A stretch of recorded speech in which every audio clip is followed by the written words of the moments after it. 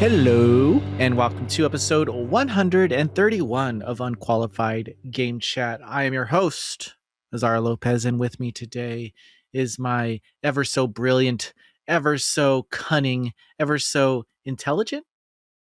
Some would say. Do all those mean the same thing? Who knows? Let him tell you. Spencer, the legacy. Cunning. I think cunning's like sneaky intelligent. Ooh, a little sneaky, a little snake. Little yeah, snake when you boy. think of intelligent, you think of like, the glasses, the lab coat, but when you think cunning, you think of like, ooh. Yeah. Intelligence like a math Japanese guy. character whose eyes are closed. They have the fox grin. They're like, yeah, that's what you think of. Yeah. It's been a couple weeks. It has. I think these were both my fault, fellas. Sorry, everybody. I think I manifested it though. You were like, I need a fucking break from him. Too much Spencer in one. Yeah, driving me up a fucking tree. Me down. No, I just think I took on too much. Azario take on too much? That would never happen. Dude, it's like, and you know what? I know when I'm taking on too much, when I get comments on our videos that are like, get some rest, Azario. And I'm like, oh, even when like the community sees that I'm just doing too much. Yeah. They're like, Azario, you can't put this many reviews out in a safe manner. Well, I'll miss things like the release date. I'll leave it as 2005, like not updated to 2006, and they'll see stuff like that, and they'll be like, yeah, but that is like the telltale thing where it's like I should probably sleep a little. Yeah, that's an issue for me though. Every year, like remembering the year before, it's hard. Yeah, like not saying 2025. Yeah. I said 2025 for an entire year, and you just want me to change? 11 fucking months to get there, and then it's the next year right at. Oh my god, it's a wrap. Let's stop all this. Let's just choose one number. Yeah. Let's just choose one number and live in that for the rest of our lives. Let's be 1999. That's a fun one. Ooh. That's a fun one. Yeah. Dude, I mean, Final Fantasy IX just came out. Yeah, exactly. 3 9s in a row. That's cool. If you like some of my favorite emo records came out around that time too. I'm pretty sure some pretty sick movies came out. I was very young, so it's hard to remember. But I lived in like Winnipeg. I feel like I saw cool. I feel like that's the year I played like Digimon World and shit. That's pretty good. Ooh, good year. That was like Pokemania was going on. Digimon was. That was a good time period. Let's go back to that. That's pretty good. Growing up in elementary school, what was the Pokemons that you would always take to the elite? Was there a Pokemon that you'd always take to the elite for? Yeah. So the game I played over and over as a child was Gold. So I would take Totodile every time. Well, I played when you're a kid. We've talked a million times. When you're a kid, you have like 4 games. So I would play Pokemon Gold over and over. So I used every starter in different play, but Totodile is my favorite. So I would always go back to him, and I would always use like a Noctowl and an Ampharos and all the fun little characters. I remember one time when I played through it as a kid, I caught a Tentacool, and I was like, I'm going to use this the whole game, and I didn't use any other Pokemon but that for some reason. That's cool. I love that. Which is very like child brain to just be like, but you get almost attached to it, right? Yeah. Oh, like 100%. Yeah, like I get sad because at some point in everyone's like Pokemon Red or Blue, if you're just starting, I think you get a Pidgey, which will eventually become a Pidgeot, and because it's like your first game, Pidgeotto. Yeah, Pidgeot. Yeah. Okay. Like eventually in that game, you'll get better flying Pokemon, but that will be your first. So you'll probably teach it fly. Yeah. But eventually you'll get a better. See, I was never able to do that. When I was a kid, I was like, I caught you first. You're in the You're going to go. Yeah. You're in. Yeah. Yeah. There's some people I love Pidgeot. I love Pidgeot. Yeah. I'll say it right now. My favorite bird's Skarmory, but Noctowl's up there too. But I'm a big Skarmory's pretty cool. Skarmory's a cool one. That little metal bitch that you could only get after beating the game. It's like, oh, I already did everything. Okay, but I'll still sure. I'll play some. Yeah. Enough about Pokemon. Let's talk about. Let's wait. Oh, I Pidgeot, and Red and Blue were the ones that I played the most. But an Abra guy. Loved Abra. I always loved the art of catching an Abra because he's kind of hard. He flees immediately to teleport. He flees, yeah. You gotta whip it out. You gotta be quick with him. Oh man, I loved Hitmonlee. Oh, yeah, like Hitmonlee in the time when there was only 151 Pokemon, Hitmonlee was one of my very favorite ever. I was like, they're never gonna get cooler than that. And then Golduck. I still think Golduck is the coolest. Golduck is cool. I will die for all the Slowpokes. I will die. Slowpoke, Slowking's my favorite. Slowking. Yeah. They're all cool. Metapod is pretty cool too. I liked Caterpie a lot as a little kid because it's the first Pokemon Ash gets. So when you're a kid, you're like, wow, teasing Misty out there. Yeah. Teasing Misty saying, oh, you're grossed out by it. And because you're a little boy, you're like, haha, she's a girl, she's grossed out by a bug. I love bugs.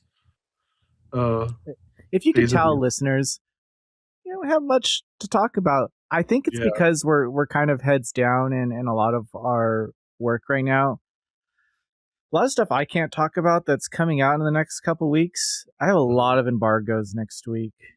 Like I said, it got to the point where I actually had to write the pen and paper, very snazzy.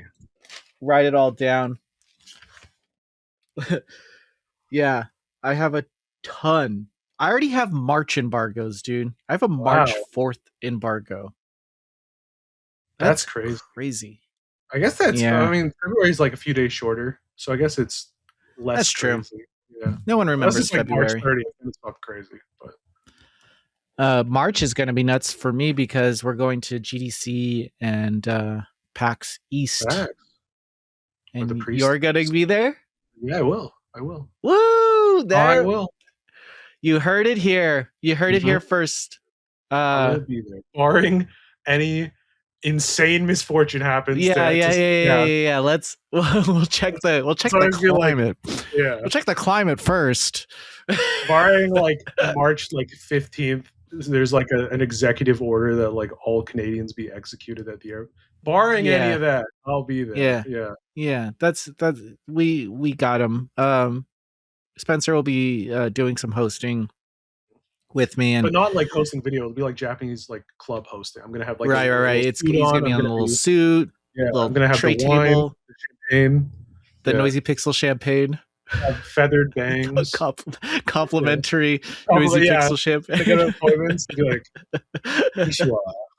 Noisy Pixel champagne 2026.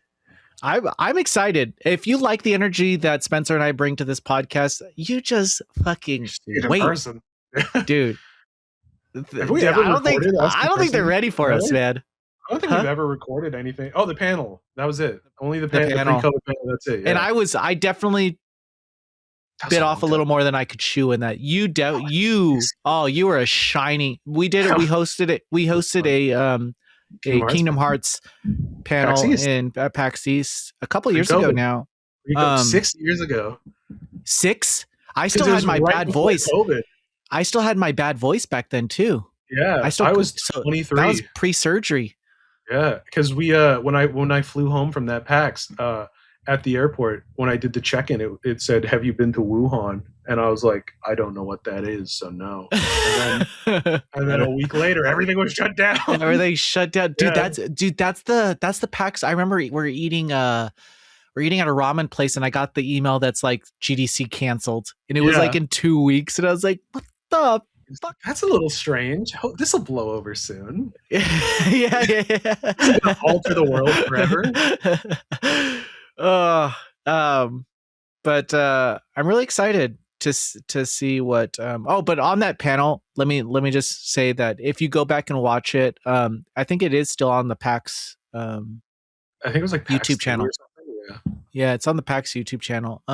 But it's cool. It's basically ranking the Kingdom Hearts games, but I don't think we gave this enough thought, and it kind of we had no idea what it was going to be. Yeah, we kind of really it. Well for how much preparation we had. Yeah, it was, but it turned out to be very fun, and it turned out to be one of the, I think, Spencer's like time to pull out all of this information that maybe he talks to his parents about, and like, I know they don't. That's why at dinner he's like really wants to talk about this stuff, and he just can't. He just like it's like choking it down with food, and finally he has this full room, big ass room, pretty full, maybe pretty 1/4 full.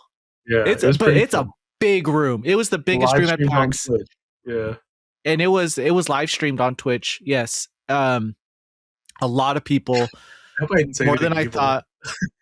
And Spencer goes on the complete story of Kingdom Hearts, the history of it, but as if he's rehearsed this 100 times in the shower. He natural mental illness. It's baby. There was no there was no there was just that summary.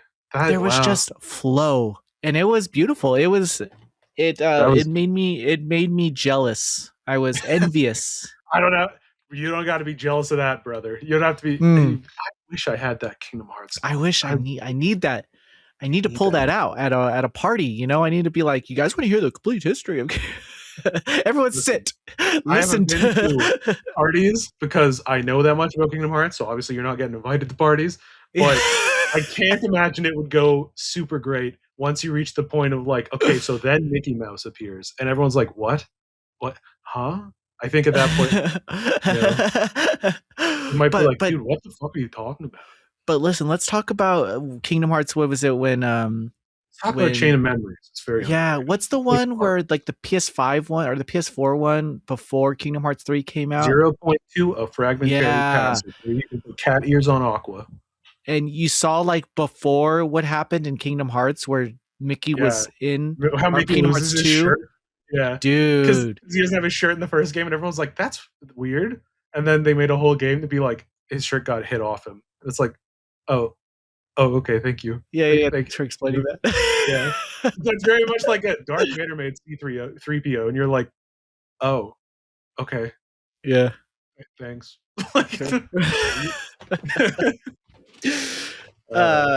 Very much Kingdom Hearts. That was fun. So expect that kind of energy this year at PAX. I'll be at GDC alone, which kind of sucks. It's my favorite show. It's my favorite show though, like to go to, because you can kind of just talk to developers and it's more chill. It's less like fast, intense. And everyone wants to talk. But you'd be surprised, dude. People are treating it like it's E3. Yeah, it's a whole different. It's a whole different thing. E3 is like a live stream of announcements, and GDC is like a collection of video essays where it's like they're not the same purpose. They're totally different. My goal this year is to same as last year, introduce Noisy Pixel and like what we're doing this year, see how we can help indie devs cover their games, see where we fit in. I think our style of coverage is pretty unique in this space. So I want to lean into that as much as possible because it's the only thing that diversifies us from other websites. You should have like Noisy Pixel lore, like a story, like, you know how Nirvana, the band, the show, it's like candidly filmed, but there's a lore to it. You should have like a fictional version of Azario Lopez that's like, there's a lot though. Like I do too much, I think. That's true. You 100% do. You have a whole damn buffet plate every day of work to do. But people like, I would much rather be doing my lawn right now though, because I look outside this window, man, and it needs to be mowed. See your lawn. I can't even understand that. You can come live with me if you want. I shoveled today and yesterday. I haven't seen grass in fucking 4 months. Oh yeah, dude. I didn't take a this week. I didn't take a shower for 3 days. I'll go on record. There's some stank going on, dude. I reviewed Tokyo Scramble. Scramble. Revealed at the Nintendo Direct. And oh my god, you know what? Yeah. I really like bad games. I think that's It's a my charm. like. Ooh, it's like, and it kind of upsets me that no one's like the review embargo lifted today for Tokyo Scramble, and I was the only one. I was the only review that posted, and I just like these websites, these bigger websites, these IGN and GameSpots, they need to also review these smaller games too. Yeah. Like, Oh, 100. I know they're not sevens, eights, or nines. Maybe your freelancer pool won't immediately accept them, but I think there is merit to. If I look at IGN in 2014, 2013, dude, Colin Moriarty was reviewing a lot of like He's doing weird NIS shit. America games, Yeah. like a lot of Xseed games. Like he reviewed like East games and shit. Like nobody else now will touch those. They have to buy freelance. They have to get freelancers to touch those games. Yeah. I think that's why we're so big on that kind of coverage, is because that's the era that we like watched Yeah, I IGN relate and to. like we grew up in. Yeah. So we were like, they were playing like occasionally like imported shit. Like you'd Right. be like, wow, this is interesting to me. And then obviously now there's less of that. So it's yeah. I I think like it's I important like to do that. I think it's important for reviewers to play games they don't want to review. Oh, 100%. 100%. Yeah.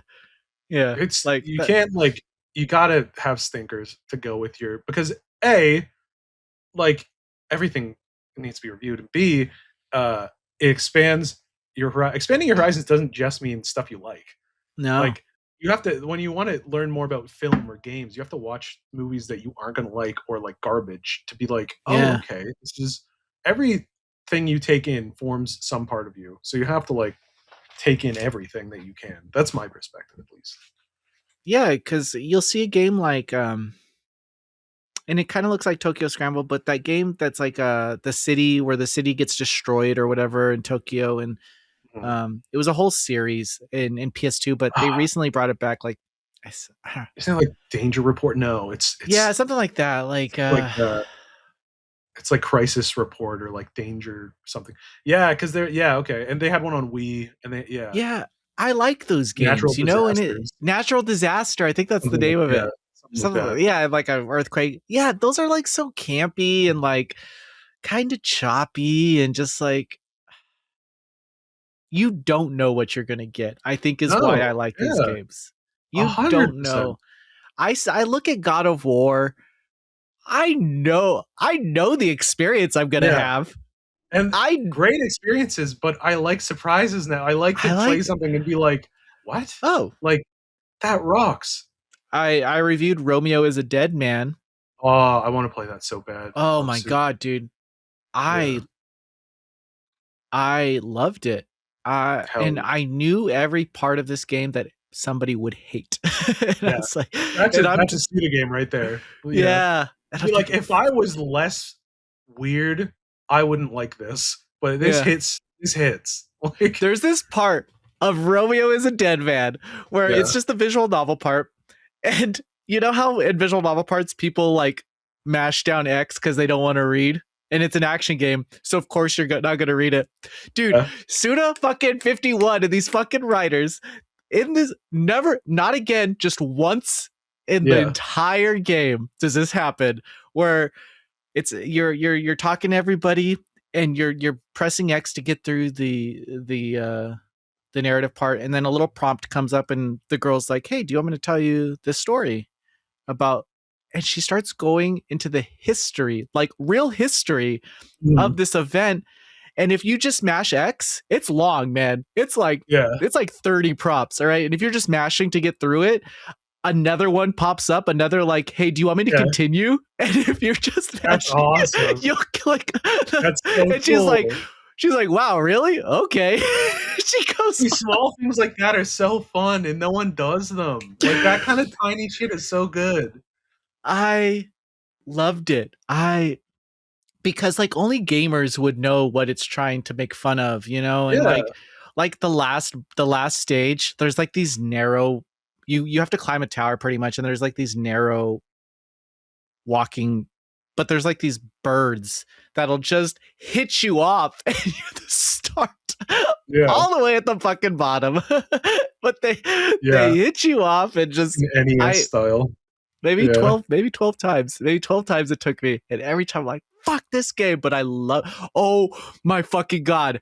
Dude, the post-credit scenes is gonna fucking wreck you. I cannot I'm wait. excited. I cannot fucking wait for you So to sick. experience it because it is glorious. This entire game is perfect from beginning to end, and it is so fucking like janky. It's so That's the thing, janky. like, there's so many janky I fucking love Deadly Premonition, and Yeah. it is so janky, Is but it weird? but that adds to it. Like, Is it's it weird? truly that. But is it weird that people seem to give that like a pass because so many like big voices in our industry give it a pass, give it, Well, but then they didn't get don't one give it. originally. And Yeah, I it think didn't. that's revisionist history because people used to say this is the best worst game. This is like the room of game, and that's not true at all. Like what? What are Yeah, you talking I about? I just remember Jim Sterling saying a lot of good things about it. Yeah, like and it's that's it. truly. I think they don't like the idea of like just like movies and shows. Like there are games where like you might just not get it, and if you don't get Yeah, it, you don't have to be like, oh, it's the best worst shit, and like no, like Deadly Premonition rocks. Yeah, it's janky, but like it's insanely charming, and the gameplay is like super fun and goofy, and it's Twin Peaks, but like I don't, like it's such it a is. human game where it's like this was made by Swery. This is There's a like yeah, it's true. Like AI could not do this. This is a human's right. soul created this. Like, yeah, and it's like, and I think that yeah, like people say now, like, oh, it's like a janky masterpiece. But 100% when it came out, people would be like, oh, it's fucking 3 out of 10, but it's a weird, fun, but very Japanese and janky because Japanese used to be an insult by a lot of Right. reviewers. But they don't like to talk about that anymore either. No, we don't. But the fucking but yeah, so like I think that they only retroactively give it a pass where they're like, oh yeah, no, that's always been a janky masterpiece. It's like, no, you didn't think that 10 years ago. Fuck off. Yeah. And you're just doing the exact same thing now, but with like No More Heroes 3 or whatever the most recent game, like the Good Light, whatever. And it's like you have to, yeah, I don't know. I think Oh yeah, Hotel Barcelona was Swery's recent. yeah, yeah, I thought that was exactly. a smart game. It's an interesting idea. I haven't played it, but I was like, okay, this I can see Swery like digging. Also, I just want side note, Swery's like the nicest guy ever. I'm his Right. friend on Facebook, and he wishes me happy birthday every year. Very nice man. I'm always like, oh shit, dude. What a nice guy. Like he's bro. he talked to me for like 45 minutes at GDC, and like Hell while like IGN was playing his game, like he didn't care. He was yeah. just like he was talking to me about like ramen and drinking with Suda, because I told him a drinking story that I had with Suda That's 51, awesome. and he was telling me like stories. It was cool. Like he's a very easy guy. I imagine Bit Summit in Japan to be like that, where with a bunch of Japanese indie devs, because Suda and Swery, they all go there. But I imagine like the entire Japanese industry really ends up there. Even like Square Enix devs and even like Capcom devs, they'll go there and to meet and converse. And that's another event aside from Tokyo Game Show that I think I want to go to in the future, because that's where the fun's happening. Yeah, when you get to like talk Those are to the the actual ideas. people. Yeah, that go, like play these indie games. Maybe they're not fucking good at this whole visual shit, but there's like one or two things in all these games that are really fucking cool. Find those 1 or 2 things. And also, I think we need to kind of get over visuals like to a degree, because like since the PS3 we've been like, you can see their pores, this is so real. I'm sick of real. I don't want real anymore. I want it in shit where it works, sure, but I don't want it in I've probably said on this because this podcast has been running for like 4 years now, 3, like 4, I think a long lot. time. Yeah, Too like long. I've Too 100% long. said, yeah, they keep trying to shut us down, but it ain't. Yeah. The DOJ's in our inbox every day. The FCC won't let me be. But I've 100% said like new Mortal Kombat games. I love Mortal Kombat, but why is it realistic? Why does it Yeah. look? It's so the gore is way less fun when it just looks like a fucking live leak video, Right. and B, like I go on the character select screen and I don't know half the characters immediately because they just look like people. They just look Yeah. like dudes. Like, Yeah. but in the original, they're stylized and colorful, and it's like wow. Like there's so many games where I would rather play them on the like the Dreamcast because they have like weird colors and interesting styles than like on the PS4 and 5 because I don't I don't want it to look like me. I don't want to see real people. I've had Yeah. enough of real people for a while. I just want to see cool little cartoony characters or like interesting styles that match the narrative, or maybe they don't match the narrative because of a meta reason that makes them more like. We need to get back to being like, you know what? I don't think I need to see pores anymore. I think so Dragon Quest Reimagined, Dragon Quest VII Reimagined was kind of like loved it. Beautiful. Yes, Yeah. absolutely. I love the diorama style. I love that they made real like puppets models to like base it off of. So charming. Like that's I would 100% be completely fine with. I guess would it be? I guess they would if they did 4 to 6, they'd probably do 2D HD, which or HD 2D, which I'm fine with too. So I would say if they did 8, 9, they're not going to do 10. A little MMO. They made an offline version specifically to not bring it over here. Yeah.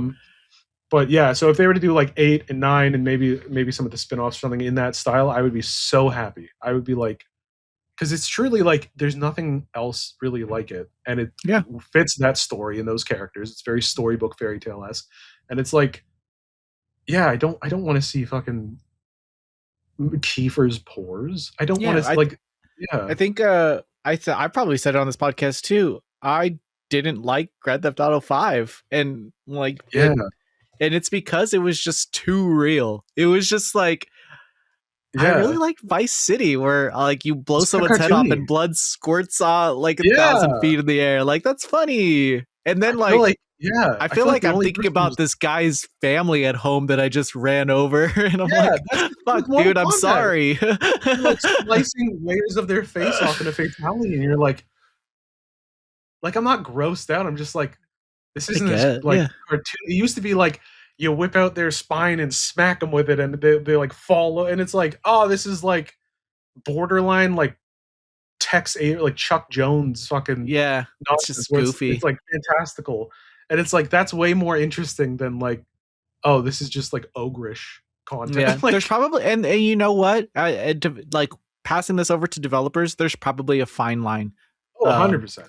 Between realism and the goofy status. I think it's not up to us on how to find that, but we know what we want. We know what we're looking for, and the hyper real even found in like Final Fantasy 15, you know, and it's like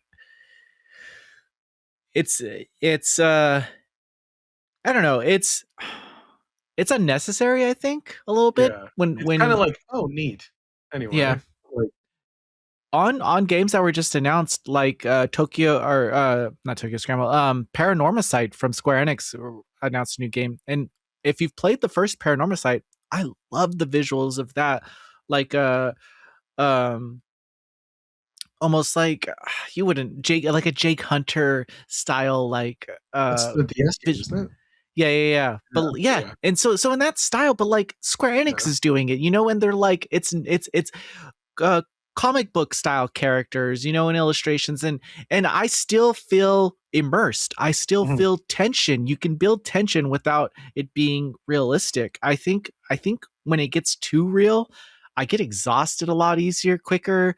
Your eyes kind of like glaze over because you're I've been playing some like the PS2 PSP Square Enix style is my very favorite because like Kingdom Hearts 2, Crisis Core, Dirge of Cerberus, they were all very colorful and kind of like Dissidia is my favorite look for every single Final Fantasy character because they have the colors and they have the cartoonish, not even like cartoon, like the manga-esque, anime-esque look. And as much as I love Rebirth and I love Final Fantasy 15, and it's cool to see those characters in like the hyper real, as close, like obviously they don't look like an NBA game of people, but like they definitely look more realistic. As cool as it is to see that, it's like, but they don't look like like in Dissidia, where they're very clearly like Japanese aesthetic inspired characters who were made specifically to be like visually appealing on this screen. That's like, I don't know, they had something so special with that. And even though I can enjoy what they're doing now, it's like it was when the new Dissidia came. It's not even new anymore. So like, when NT came out, I remember being like, that's, you can compare like Duodecim and NT and be like, that is like technically nicer, but they all look so like kind of similar vibe compared to like Cloud and Lightning look nothing alike. And this, I don't know, maybe we're old men fucking yelling at Cloud, just yelling at, yeah. I say this, but like I will say that the new Resident Evils, they're really good. They found they've really found that balance of like goofy meets real. Like I think like you have the exploding barrels, you have like the tripping over zombies. You know, they and they're zombies. Still, like, I think realistic enough to be kind of scared, because like in horror, realism works really well because your mind easily syncs to it. Like, I'm in this situation, but Resident Evil, like, it has the perfect amount of realism without sacrificing the silliness. Like even Resident Evil 7, which is probably like the most realistic kind of presenting one, because like Jack and his family all look like people for the most part. But even that, he's swinging around like chainsaw scissors and fucking, and you're like, oh yeah, this is Resident Evil. Like this is like, yeah, you get in a car and you hit him, you know, you ram him with it. It's like, fuck, dude, that's the only way to take this guy out. They really got, it's crazy to remember like when Resident Evil 6 came out, we were all like, is it cooked? Is that it? Like, is Resident Evil just done? And then they came back swinging with like hit after hit. Did you hate like a few months, like 6 months ago, where people were trying to convince us that Resident Evil 6 was good? Were you around? Yeah, that was weird. Because they're like, oh, it's like a fun B movie. I'm like, all the Resident Evils are fun B movies. That's not a fun. You guys are Resident Evil 1 on PS1's a fun B movie.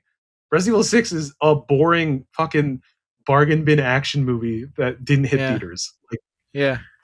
It was a mess of ideas that.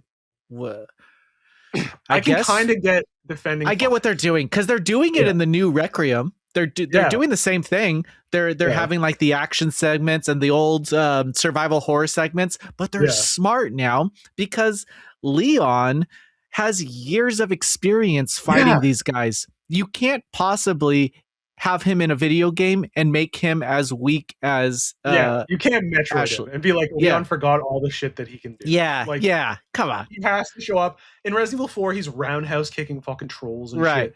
You can't be like, oh, he forgot how to do that. No, he is like, he evolved from Resident Evil 2, where it's like, this is his first day on the job and it's fucking scary, and then Resident Evil 4, where he's like super action star. So it's like, okay, there's a trajectory there that you can trace through the games and be like, he should be like punching holes in zombies 100% just based on that.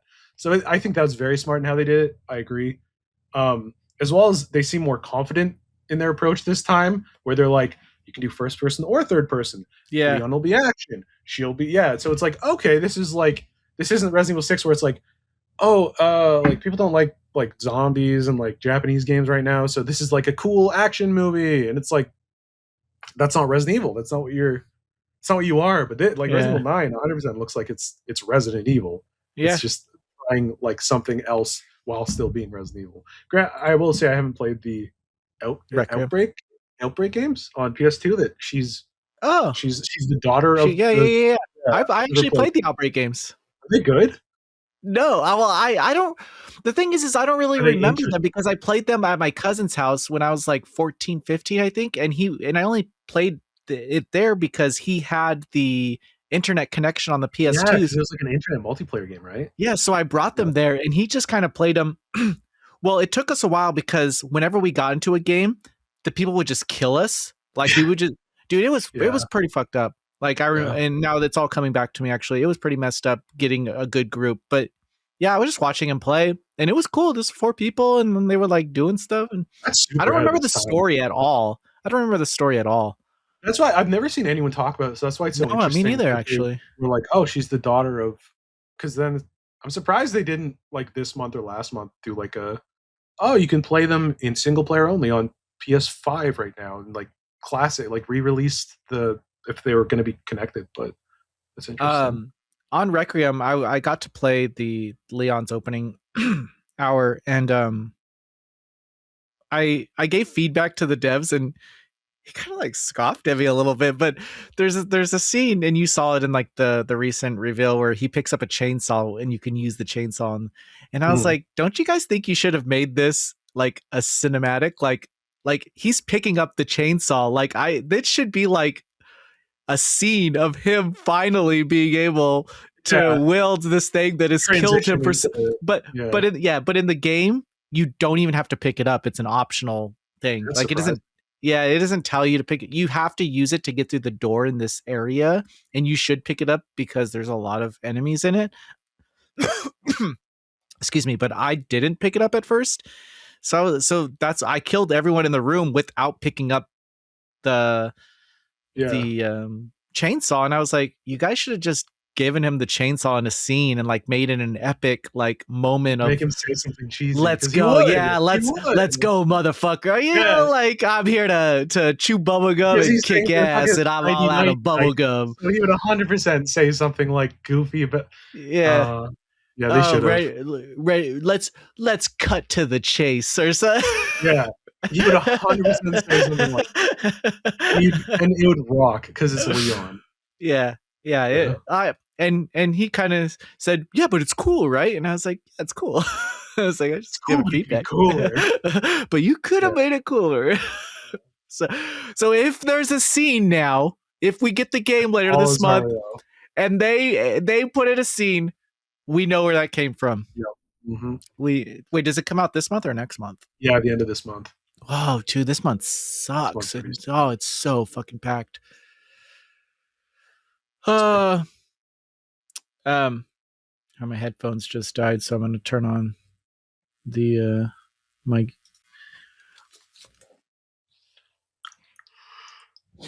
But I guess this is a good natural. Mandela effect. Didn't Azario have headphones on for this episode? What the heck? No, I'm not cutting it. I'm not going back. Am I in a different universe now? I'm not going back to cutting any of this out. Am I in the Bernstein universe? Yeah, that was a good episode. I think we're doing. Listen, everybody, leave a comment. Say, what did you think about our return episode? What do you want us to talk about? That we used to remember us. Yeah, remember at the beginning we'd be like, tell us a game to talk about or something. God, it has been a long time because I kind of forgot about that. We used to be like, tell us something. I don't know. If you want us to talk about something or you want our opinion on something, leave a comment. Yeah. I read the comments. I read the comments on every video I'm involved. If I do the VO, I check the comments for like 3 days to see if I mispronounced anything. No, that's in like a panic. I'm like, okay, did anybody say like this guy's a fucking idiot? Because then I'm like, oh shit, now I know for the next one. I was checking that. What was the Chinese MMO?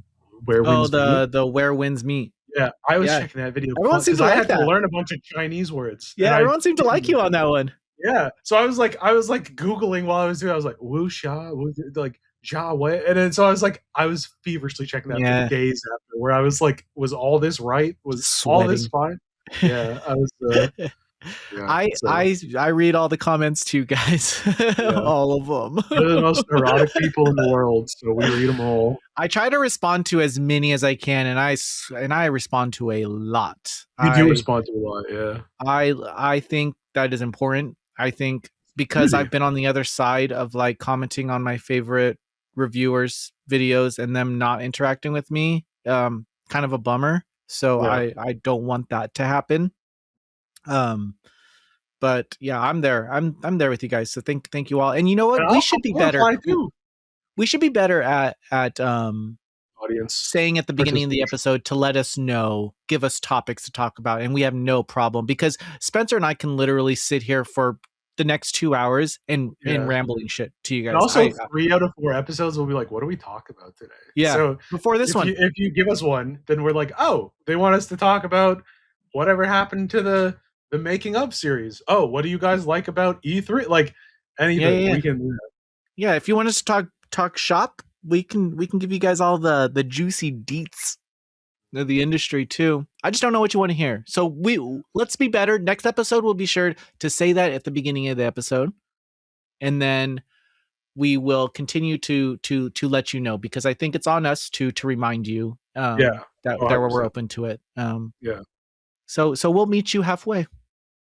So tell us what you want to hear Tell us in 132. We'll make a song too if you want. We will. I don't play any instruments. It's already play. You play guitar, right? Yeah, I play drums too. There you go. And I got the chords of it, the vocal chords of it. It's beautiful. It's a siren song. It's beautiful. Karaoke. I've never been to karaoke, so I actually don't know if I can do that. But we should go in Boston. There's a karaoke bar that we can definitely go to. No videos for you guys of that. Hey, anybody want to go? Well. I don't mind. I don't. You know what, guys? If you see us at PAX, come say hi. We are the most. Don't talk to us. Friendly. You are our pay pigs. We don't care who you are. I'm kidding. Come say hello. I would love to meet all of you. Designated 10 minutes of autographs at the end of the day. Make eye contact with me, I might hit you. That's all I'm saying. Subject to change. No, I would love to. Yeah, I would love to. People are always thrown off. People are always thrown off when they come up to me and they're like, "Hey, are you Azario?" And I was like, "Yeah." And they're like, "Oh, I listen to your stuff all the time." And I'm like, "Dude, sit with us." And they're like, "Yeah, what? Yeah, we're not talking. Hang out with us, man. We're not talking. We're not doing anything right now." Someone through a screen gives you like this illusion of like, oh, they're famous. But yeah, you want to hang out? Let's get to know each other. Like, think of the gap between like your favorite Let's Player and Tom Cruise. There's probably that size gap between us and your favorite Let's Player. Right. So we're not. Yeah, we're not like. I'm at dinner right now. Did you say Tom Cruise because I look like Tom Cruise? I did. I'm glad you noticed. I'm glad you. Yeah. I was gonna say you should be in top 3, but I caught on. Just saying. All right, guys. Have a good week. We'll see you next week. Thank you so much for hanging out with us. Bye, everybody. Bye.